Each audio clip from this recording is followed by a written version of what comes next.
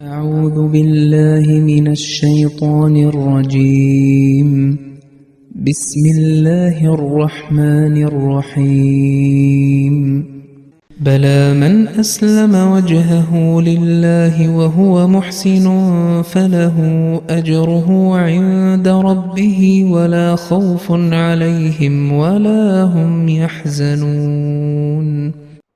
അസ്സലാമു അലൈക്കും വറഹ്മത്തുള്ളാഹി വബറകാതുഹു. സൂറ ബഖറയുടെ 113 ആയത്താണ് ഓതി കേൾപ്പിക്കപ്പെട്ടത്. അതിൻ്റെ അർത്ഥം ഇപ്രകാരമാണ്: ഏതൊരാൾ സുകൃതം ചെയ്യുന്നവനായിരിക്കെ അള്ളാഹുവിന് സ്വയം അർപ്പണം ചെയ്യുന്നുവോ, അവന് തൻ്റെ രക്ഷിതാവിൻ്റെ അടുക്കൽ അവൻ്റെ പ്രതിഫലമുണ്ട്.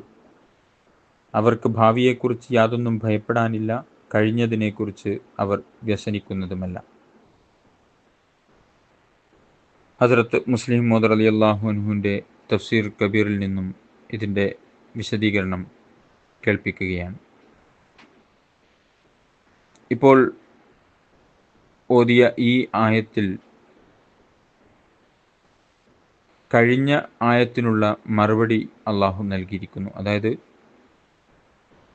ക്രിസ്ത്യാനികളോ ജൂതന്മാരോ അല്ലാത്ത ആരും സ്വർഗത്തിൽ പ്രവേശിക്കുകയില്ല എന്ന ജൂതന്മാരുടെയും ക്രിസ്ത്യാനികളുടെയും വാദത്തിന് മറുപടിയായാണ് ഈ ആയത്ത് അവതരിപ്പിക്കപ്പെട്ടത്.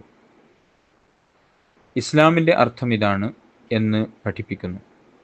അതായത്, അള്ളാഹുവുമായി തൻ്റെ ബന്ധം ശരിയായി നിലനിർത്തുകയും ദൈവത്തിൻ്റെ സൃഷ്ടികളോട് സ്നേഹം കാണിക്കുകയും ചെയ്യുക. അതിനാൽ രക്ഷക്കർഹൻ ആ വ്യക്തി മാത്രമാണ്. ആരാണോ ഒരു വശത്ത് തന്നെ പൂർണ്ണമായി അള്ളാഹുവിൻ്റെ തിരുമുമ്പിൽ അർപ്പിക്കുകയും തനിക്ക് ആവശ്യമുള്ളതെല്ലാം അവനോട് മാത്രം തേടുകയും ചെയ്യുന്നത്, അതോടൊപ്പം മറുവശത്ത് തൻ്റെ കൈകൾ മറ്റുള്ളവരിൽ നിന്ന് സ്വീകരിക്കുവാൻ തയ്യാറാകാതെ ഓരോരുത്തർക്കും നൽകാൻ സന്നദ്ധനായി വിശാലമായ നിലപാടെടുക്കുന്നത്, അവനാണ് യഥാർത്ഥ മുസ്ലിം. തനിക്കു വേണ്ടി അള്ളാഹുവിനോട് തേടുകയും എന്നിട്ട് ലോകത്തിനു മുഴുവൻ നൽകുകയും ചെയ്യുന്നത് ആരാണോ, അവനാണ് യഥാർത്ഥ മുഹ്സിൻ അല്ലെങ്കിൽ സുഹൃതവാൻ. യഥാർത്ഥത്തിൽ ഇനാബത്ത് ഇലല്ല അഥവാ അള്ളാഹുവിലേക്ക് തിരിയുക, തവജ്ജു ഇലല്ല അള്ളാഹുവിൽ ശ്രദ്ധ കേന്ദ്രീകരിക്കുക, ഷഫ്ഖത്തുന്നാസ് മനുഷ്യരോട് ദയ കാണിക്കുക എന്നിവയാണ് ഇസ്ലാമിക പ്രബോധനത്തിൻ്റെ സംഗ്രഹം. ഇവിടെ ഒരു സൂക്ഷ്മമായ കാര്യം വിവരിക്കുന്നുണ്ട്. അതായത്, രക്ഷ ഞങ്ങളോടൊപ്പം മാത്രം പരിമിതപ്പെടുത്തിയിരിക്കുന്നു എന്നവർ പറഞ്ഞു. അള്ളാഹു പ്രതിവചിക്കുന്നു, രക്ഷയുടെ താക്കോൽ ഒരു പ്രത്യേക മതം സ്വീകരിക്കുക എന്നതല്ല, മറിച്ച് തന്നെ അള്ളാഹുവിന് സമർപ്പിക്കുക എന്നതാണ്. അതിനാൽ വെറും പേര് ഒരിക്കലും രക്ഷ നൽകുകയില്ല. പകരം ദൈവത്തിൻ്റെ ഏതൊരു പുതിയ കൽപ്പന വന്നാലും അത് സ്വീകരിക്കുക എന്നതാണ് യഥാർത്ഥ ഇസ്ലാം. അതിനെ നിഷേധിക്കുന്നത് രക്ഷക്കെതിരാണ്. അവരെ കൂടാതെ മറ്റാർക്കെങ്കിലും രക്ഷയുണ്ടോ എന്നതിനെക്കുറിച്ച് ഓർമ്മിപ്പിക്കുക. ഇസ്ലാം നിയമപരമായി അസ്ലമ വജ്ഹഹു, അതായത് തൻ്റെ മുഖത്തെ അള്ളാഹുവിനു വേണ്ടി സമർപ്പിച്ചു എന്നതിന് കീഴിൽ വരുന്നവരെ മാത്രമേ രക്ഷയ്ക്ക് അർഹരായി കാണിക്കുന്നുള്ളൂ. ബാക്കിയുള്ളവരുടെ ഉടമസ്ഥൻ അള്ളാഹുവാണ്. അവൻ ഉദ്ദേശിക്കുന്നവർക്ക് പുറത്തു കൊടുക്കും. അവനൊരു ഹിന്ദുവിനോ സിഖുകാരനോ ജൂതനോ ക്രൈസ്തവനോ മോചനം നൽകാൻ ഉദ്ദേശിച്ചാൽ അവനെ തടയാൻ ആർക്കും കഴിയുകയില്ല. ഈ ആയത്തിൽ സൂചന നൽകുന്നത് ഓരോ സത്യവിശ്വാസിയുടെയും കടമ തൻ്റെ മുഴുവൻ അസ്തിത്വത്തെയും അള്ളാഹുവിനു വേണ്ടി സമർപ്പിക്കുക എന്നതാണ്.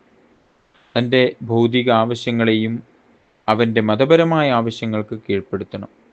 ഇസ്ലാം നിങ്ങളോട് നിങ്ങൾ വിജ്ഞാനം നേടരുത്, നിങ്ങൾ വ്യാപാരം ചെയ്യരുത്, ഭരണകൂടത്തിൻ്റെ ശക്തിക്കായി പരിശ്രമിക്കരുത് എന്ന് പറയുന്നില്ല. മറിച്ച് ഓരോ ജോലിയും മറ്റൊരു കാഴ്ചപ്പാടോടെ ചെയ്യുക. അതായത്, പുറംചട്ടയിൽ നിന്ന് കാമ്പ് നേടുക എന്ന ഒരു കാഴ്ചപ്പാട് അവർക്കുണ്ടായിരിക്കണം.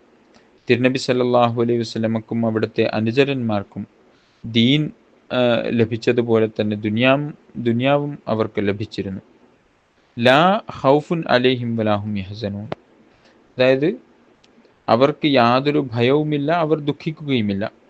ഭയം എന്നത് ഭാവിയിൽ വരാനിരിക്കുന്ന കാര്യങ്ങൾക്കുള്ളതാണ്. ദുഃഖം എന്നത് കഴിഞ്ഞുപോയ കാര്യങ്ങൾക്കുള്ളതാണ്.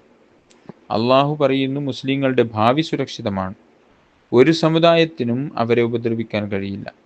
അവരുടെ ഭൂതകാലവും അവരെ ഒരിക്കലും വിഷമിപ്പിക്കുകയില്ല. വിശ്വാസിയുടെ ഭൂതകാലം അവനെ വിഷമിപ്പിക്കുകയില്ല. കാരണം അവൻ വിശ്വസിച്ചതിന് ശേഷം അമ്മയുടെ ഗർഭപാത്രത്തിൽ നിന്ന് ഇപ്പോൾ ജനിച്ച കുഞ്ഞിനെ പോലെ ആയിത്തീരുന്നു. ഒരു യഥാർത്ഥ സത്യവിശ്വാസിക്ക് ഒരിക്കലും ഭയമുണ്ടാവുകയില്ല. കാരണം അവൻ്റെ വിശ്വാസം സത്യമാണ്. ആ വിശ്വാസത്തിനനുസരിച്ച് അവൻ കർമ്മങ്ങൾ ചെയ്യുകയും ചെയ്യുന്നു. അതിനാൽ ഭയത്തിന് അവിടെ സ്ഥാനമില്ല. കഴിഞ്ഞ ആയത്തുകളുടെ സംഗ്രഹം നാം പരിശോധിക്കുകയാണെങ്കിൽ, കഴിഞ്ഞ റുക്കോയിൽ അള്ളാഹു ജൂതന്മാരുടെ ഗൂഢാലോചനകളെക്കുറിച്ച് ആദ്യം പരാമർശിച്ചു. 105, 106 ആയത്തുകളിൽ ജൂതന്മാർ അന്യശക്തികളുമായി ചേർന്ന് മുസ്ലിങ്ങളിൽ കുഴപ്പം സൃഷ്ടിക്കാൻ ശ്രമിച്ചു. മുസ്ലിങ്ങൾ ധിക്കാരത്തിലകപ്പെട്ട് ദൈവിക അനുഗ്രഹങ്ങളിൽ നിന്ന് അകലണമെന്ന് അവർ ആഗ്രഹിച്ചതായും പറയുന്നു. 107 ആയത്തിൽ അള്ളാഹു പറയുന്നു, നാം ഒരു വചനം ദുർബലപ്പെടുത്തുമ്പോൾ അതിനേക്കാൾ ഉത്തമമായത് കൊണ്ടുവരും. മൂസാ നബി അലൈഹി ഇസ്ലാമിൻ്റെയും മറ്റ് പ്രവാചകന്മാരുടെയും മേൽ അവതരിച്ച വചനങ്ങളുടെ സ്വാധീനത്തെയും പ്രചാരണത്തെയും ഒരു സമുദായത്തിനും തടയാൻ കഴിഞ്ഞിട്ടില്ല എങ്കിൽ യഹൂദികൾ സ്വയം ചിന്തിക്കണം, ഇപ്പോൾ ഇവർക്ക് ഇതെങ്ങനെ തടയാൻ സാധിക്കും? അതായത് വിശുദ്ധ ഖുർആനെ എങ്ങനെ തടയാൻ സാധിക്കും? 108 ആയത്തിൽ അള്ളാഹു പറയുന്നത്, ഈ വചനം ആകാശ ഭൂമികളുടെ നാഥനിൽ നിന്ന് അവതരിച്ചതാണ്. ഇതിനെതിരെയുള്ള എതിർപ്പിൻ്റെ ഫലം അപകടകരമായിരിക്കും എന്ന് അള്ളാഹു വ്യക്തമാക്കുന്നു. 109, 110 ആയത്തുകളിൽ നബി തിരുമേനി സല്ലല്ലാഹു അലൈഹി വസല്ലമക്കെതിരായി ജൂതന്മാർ ചെയ്ത മൂന്നാമത്തെ തന്ത്രത്തെക്കുറിച്ച് പറയുന്നു. അതായത് അവർ ഏറ്റവും അനാവശ്യവും അർത്ഥശൂന്യവുമായ ചോദ്യങ്ങൾ ഉന്നയിച്ചു. അങ്ങനെ മുസ്ലിങ്ങളും അവരെ അനുകരിച്ച് ഈ രോഗത്തിലകപ്പെടാനും ക്രമേണ ദീനിൻ്റെ മഹത്വം അവരുടെ ഹൃദയങ്ങളിൽ നിന്ന് മാഞ്ഞു പോകുവാനും അവർ ആഗ്രഹിച്ചു. എന്നാൽ അള്ളാഹു മുസ്ലിങ്ങളെ ഇത്തരം കാര്യങ്ങളിൽ നിന്ന് വിലക്കുകയുണ്ടായി. 111 ആയത്തിൽ പറയുന്നത്, അവരുടെ തിന്മകളിൽ നിന്ന് രക്ഷ നേടാനുള്ള മാർഗം മുസ്ലിങ്ങൾക്ക് പഠിപ്പിച്ചു കൊടുക്കുകയാണ്. അതായത് ആരാധനയിൽ മുഴുകുകയും സൃഷ്ടികളോട് സഹാനുഭൂതി കാണിക്കുകയും ചെയ്യുക എങ്കിൽ ഈ തിന്മകളിൽ നിന്നും രക്ഷ നേടാൻ സാധിക്കുന്നതാണ്. 112 ആയത്തിൽ ക്രിസ്ത്യാനികളെക്കുറിച്ചും പരാമർശിക്കുകയും അള്ളാഹു ഒരു പുതിയ ഉടമ്പടി ഉണ്ടാക്കുകയും അതിൻ്റെ വാർത്ത അവരുടെ ഗ്രന്ഥങ്ങളിൽ നൽകുകയും ചെയ്തിരിക്കുമ്പോൾ അതിൽ നിന്ന് മുഖം തിരിച്ച് വെറും ജൂതനെന്നോ ക്രിസ്ത്യാനിയെന്നോ പറയുന്നത് കൊണ്ട് എങ്ങനെ രക്ഷ ലഭിക്കും എന്ന് ചോദിക്കുന്നു. 113 ആയത്തിൽ അവരുടെ ചിന്തകളെ നിഷേധിച്ചുകൊണ്ട് അള്ളാഹുവിൻ്റെ പൂർണ്ണമായ അനുസരണവും അവൻ്റെ സൃഷ്ടികളോട് ദയ കാണിക്കുന്നതുമാണ് രക്ഷയുടെ യഥാർത്ഥ മാർഗം എന്ന് വ്യക്തമാക്കുകയുണ്ടായി. ഇൻഷാ അല്ലാഹ് ബാക്കി പിന്നീട് വിവരിക്കുന്നതാണ്. വ ആഖിറു ദഅവാന അനിൽ ഹംദുലില്ലാഹി റബ്ബിൽ ആലമീൻ.